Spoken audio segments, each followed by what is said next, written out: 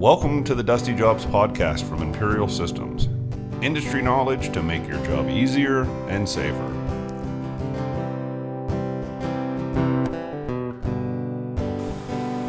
Hello and welcome to another Dusty Jobs podcast. We're live at Fabtech this year.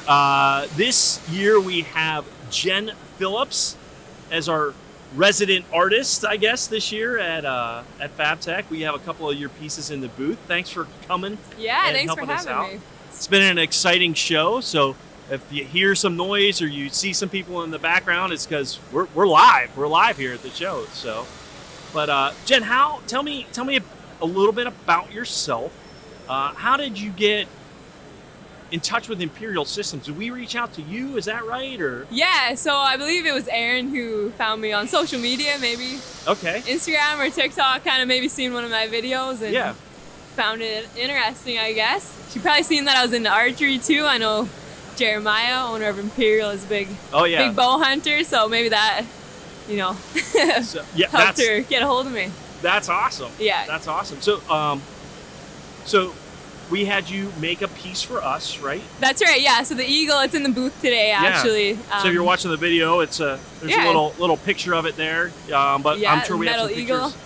Yeah. There's some pictures online for sure. But it looks awesome. Thank you so much. It's cool to have a few pieces here at Fabtech for people to see in person, right? Because it's so different than seeing a picture online, right? Versus real life. Yeah. So. But you haven't always been like a sculptor, right? You started out welding in a totally different field. Am I right on this? Yeah, most of my welding career. So I actually just got into like art and sculpture like 3.5 years ago. Yeah. So it's fairly new to me. I started out oil field fabrication in high school. I got a job at a fab shop, so... Oh, wow. Yeah, stick welding, MIG welding, lots of structural steel. So you're in high school. Yeah. You're there. Did you have a family connection, or was this just something you were interested in on your own? Did you go to trade school? How did that happen? So my stepdad worked oil field my entire life. Okay. My parents got remarried when I was 3, so my dad, I guess. But so I think there always has to be a little bit of a connection, because... Right, for a young girl to get into welding, it's like, so I think just watching his success in the industry kind of persuaded me to want to get into a trade. Yeah. I didn't really know either what I wanted to do. Like, I wasn't ready to choose a career. Like, I know a lot of girls, they know they want to be a nurse or a teacher, and I just didn't really know, so I figured the trade would be a good route, make some money. The schooling is a lot shorter, so it's kind of less of a commitment, I guess. Yeah. So... got a job at the fab shop and fell in love with welding. Like the first time I tried it, I loved it. So what were you guys building at that fab shop? So it was a lot of pipe fabrication. So like tacking and welding pipe modules together to send to the compressor stations. I did a lot of structural steel. So pipe saddles and supports, repads. So kind of a little bit of everything in the shop. Yeah, that's great. Now, were you I'm going to ask this. Were you the only lady in the shop, or were there other ladies? Yeah, I was the only lady welder. I know they did get a few over the years, like pipe fitters, but as far as women welders, lucky me, hey, the only one. Well, I'm going to ask for the other ladies that are out there thinking about getting in the trade. Tell me about that experience. What was it like being a lady welder with a bunch of other guys? So obviously very intimidating. I think my age too, right? You're 16, 17 years old, and most of the men are like quite a bit older than you, and so it's very intimidating. But I mean, the biggest advice I have would just be like hard work. I think man or woman, everyone appreciates good work ethic. So I mean, you might have to prove yourself a little more than the guys, but once you do, the payoff is. Do you feel like you got to a point where you were just another welder? It didn't feel like you were, or did you always feel like I don't know? Absolutely, I think it took a little bit. I was very lucky though, because my brother was a pipe fitter. Yeah. So like a lot of when I did go work in the field, I was like working with my brother on a job. Oh, okay. And my dad was probably up there. I had an uncle, so our family was very involved, oil field. So I was very fortunate to have, my brother looking out for me and to learn from him. Well, that's good. Some Yeah, stuff. sometimes working with family can be a nightmare. It's great to know Yeah, it was. yeah. I mean, it can go either way for sure. Yeah. I think if I was working with my siblings, they'd probably be kicking me in the ditch or Yeah, something. it wouldn't go very well. Yeah, that's good. That's good. Yeah. So, okay, so then you're working in that. What caused you to? What was the catalyst to this transition from doing that work? Did you just make a shift, or was it like a gradual? Like you started dabbling into it? How did you go from one to the other? So kind of by fluke. It's not like I woke up one day and was like, I'm an artist. Yeah, it didn't go like that. I got pregnant, had my daughter Ellie, and working out of town wasn't a very good option. There wasn't a ton of work in town, and I mean, for like a new mom, and a lot of jobs aren't accommodating of a family life. So when you right? say in town, I didn't even ask. Where are you from? Okay, so I'm originally from Alberta, Edmonton, Alberta. Okay. Yeah, so I mean, there was some jobs, just 10-hour days, 6 days a week is very tough for Oh, yeah. for a new mom. So that's kind of when the idea sparked in my head, like maybe I could start my own thing. And Right. my original plan was nothing to do with art. I was gonna do like table legs, tables, benches, shelving, like stuff like that. Yeah. Out of my garage. Like a very functional piece. Yeah, but at the same time, I was very undecided. Like, I had Ellie, and then 4 months after that, I went and got my B pressure, like pipe welding ticket, actually. Oh, okay. So I'm like certified to be a pipe welder, but then I fell into the art thing. So yeah, I started welding like, again, table bases, benches in the garage, making some money on the side. Yeah. And then I had a couple requests to do like small pieces of art, and I had no art experience. What was the first thing you did? The very first thing I did was a little bird made out of like utensils. So like just, super random. I made it for my grandpa actually. So it came together and I'm like, oh, that's kind of fun. Yeah. Posted it online and then got like quite a few more requests. So I think it was just gradual. I would get requests. I didn't turn anything down ever. Like I took on every single job that came in. And I had no clue if I could do it, right? It's Right. like I've never done it before. I have no art background. So completely winging it. Which is probably great because it's helped you, I would imagine, develop your own style, your own technique, the way you do it, as opposed to, being taught a way to do it. You kind of have your way of doing it. Yeah, I think if I did go to school at this point, like art school, it might even like mess me up a little bit just because I do things how I do them. And Yeah.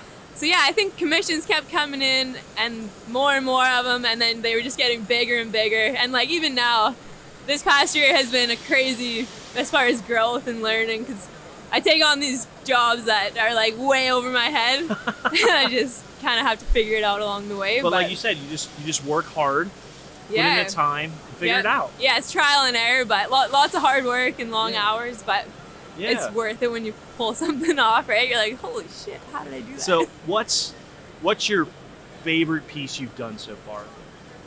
Ooh, that's a tough one. That alien was the hardest thing I've done so far, so that might have to be my favorite. So when you're talking about this alien, so everyone who's just listening, describe this alien and they could go see it on what? What's your social media? Official Jen Phillips is my Instagram, and then Metal Monkey Design Co. is my website, which has all... Metal Monkey Design? Metal Monkey Design Co. C-O. C-O. Yeah. Just C-O, not .com, just C-O. MetalMonkeyDesignCo.com, Gotcha. sorry. Oh, it is .com? It is .com. Wait, Metal Monkey Design Co. .com. .com. You got it. Got it. So. That was tough. Yeah. I'm a little slow. I got to say things a couple times. I wasn't getting that, but now. Okay, so this alien, I mean, this is big. This is like a 4-foot statue. It's an alien busting out of the top of a spaceship. Right. He's got a mic in his hand. Strange. Kind of has this kind of a snarky look on his face. Yeah, a smirk. A smirk. Yeah, like Yeah. he's getting ready to tell a joke. Right. Yeah, and I think that's like the hardest part about doing this kind of thing, and why that was so hard is the animals, like you need to give them an expression, but this is like, I really was going for a certain look. So it's one thing to like build something, but to give it life and give it a look or on an its face. expression or a feeling. Yeah, that's the hard part. And I mean, it's, people are like, how did you do that? It's just welding for me, because I'm just a simple welder. Right. I just weld and grind, and I keep doing that until, Yeah. until it turns out it's really not that hard. Yeah. Don't tell anybody It's not that complicated. Yeah, anyone can do it. So you're saying it's not that complicated. So if someone else is looking at your stuff and says, man, I'd like to give this a try. Yeah. What would be some tips you would give to anybody who is out there and saying, man, I just want to start trying something like this? My advice would just be to go for it, right? I mean, of course, there's some doubts. I'll get a commission opportunity, and there's some doubt in my mind. Can I do this? I think just go for it. You won't know. And I can think about a project and try and plan it out. How am I going to do it? Right. For a week, but it's really just getting in the shop and trying it out. And if it doesn't work, try again, right? I think just go for it. So just go to Harbor Freight, buy a welder, get some metal. I mean, okay, so that's when I say easy, like I guess I already have the welding. Yeah. Because that's a huge part of it. Like, right. I've had over 10 years of welding experience. That's true. So, okay, for me, maybe it's not that easy. I take it back. First, you need to go to welding school, learn how to weld. Go to welding. It's easy. Just go to welding school, be a pipe fitter, get certified. 10 years of experience. 10 years of experience. I honestly, I think for what I do, like, I use my knowledge of, like, what I've learned in the oil field industry. Yeah. And, like, a lot of my, like, as a welding apprentice, like, I did a ton of grinding on metal, like, right? And that's half of my stuff is, like, learning how to work the metal, form metal. Right. So even though I don't have art background, I guess, like, for me, it's learning about how to work with metal and polish metal. So, okay, it's... Yeah, I mean, metal, it's its own medium. It's its own beast. Yeah. And knowing how something's going to react when you put it together or how it's going to react when you start grinding on it. I think, too, like, essentially for me, it's a bit challenging because you're trying to do with metal, like, what you would do with clay. Really, essentially, right? Like, except except harder because clay, you already have the big piece and you're taking off. This is like you're adding. Yeah, it's not like you can just put your thumbs into it and make it do what you want. Right. You gotta you can't just wipe off your mistakes. Right. It's you gotta get hours in there. and hours of grinding and re-welding. Yeah. But I love it. Right. Yeah. Right. So what do you think? What's coming up? Do you have anything you're excited about? Do you have something in your mind that you just are going to be making or? Yeah, I have a couple of really cool jobs coming up this year and next year. Have you guys heard of Black Rifle Coffee Company? Yes. Yeah, Okay, so I'm going to be doing like Tactisquatch, so the big like Sasquatch. Oh my. Yeah, so I'm really excited for that. Again, it's going to be very challenging for me, but those are the ones where you learn the most and you grow the most when you're challenging yourself. So yeah, I'm really excited to take that on. If anybody out there's listening and they want to see that, get on your Instagram, start following you. Yeah, start following me. I'm pretty good about uploading the process because I think, people can look at that, but it's really interesting for people to see how it came together, right? Yeah. That's so it. 100%. Right. Pretty interesting. Well, that's awesome. Yeah. And we'll put some links in our in this video, in this podcast to your stuff, so anybody who's interested can go. And then, just metal. I'm going to read it off the card so I don't mess it up this time. metalmonkeydesignco.com.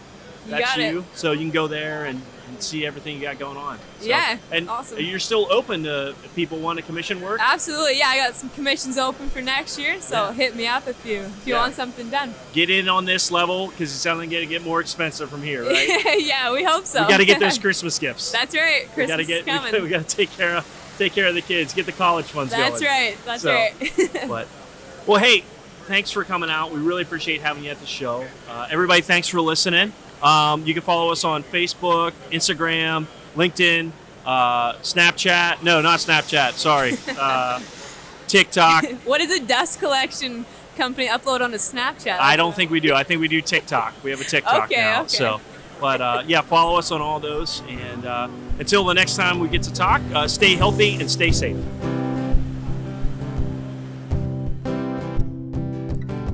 Thanks for listening to the Dusty Jobs podcast. Breathe better, work safer.